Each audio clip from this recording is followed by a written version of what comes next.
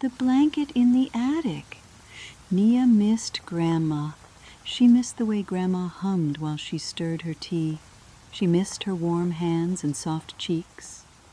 But most of all, Nia missed the stories. Grandma always had a story about talking birds, smiling clouds, and a tiny mouse who loved to sing hymns. One rainy afternoon, Nia and Mommy were tidying Grandma's house.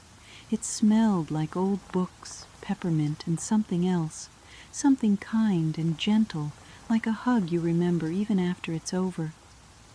While Mommy dusted the shelves, Nia tiptoed up the creaky attic stairs. Creak! The attic was filled with boxes and hats and an old clock that didn't tick anymore, but in the very corner, tucked inside a wooden chest, was a blanket.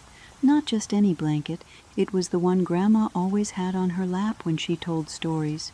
It was made of little squares, some with polka dots, some with flowers, and one that looked like it used to be part of a choir robe.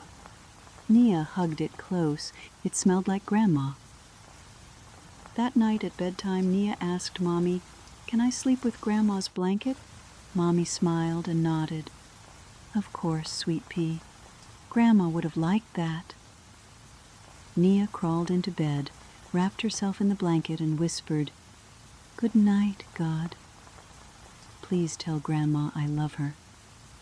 She closed her eyes, and that's when she heard it. Why, shh. It wasn't scary. It wasn't loud. It was like a breeze made of remembering.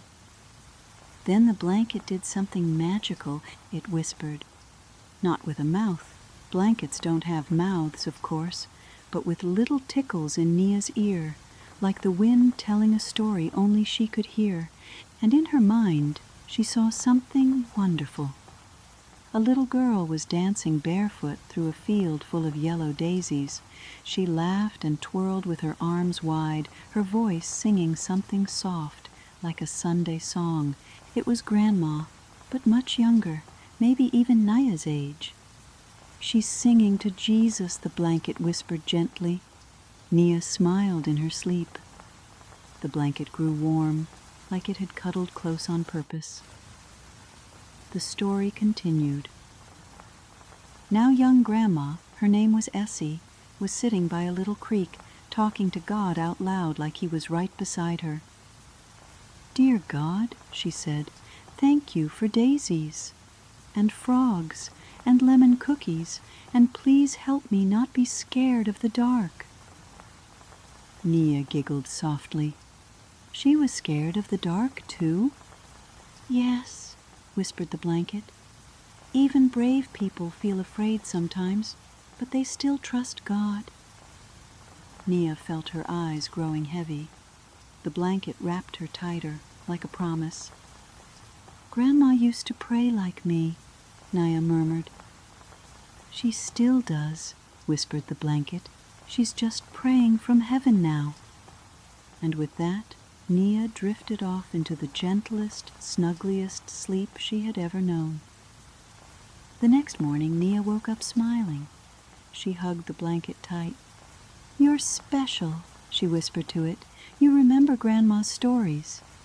The blanket didn't answer, but it felt like a hug. "Dear God, thank you for today. Thank you for love. Thank you for Grandma's stories and the blanket that remembers. Please help me sleep in peace. Help me grow kind and brave, be with my family and everyone I love. Wrap me in your gentle arms like a blanket full of prayers. I know you're near, and you never forget me. I love you, God." Good night. Amen. And now, little one, close your eyes. You are safe, you are loved, and God remembers you too.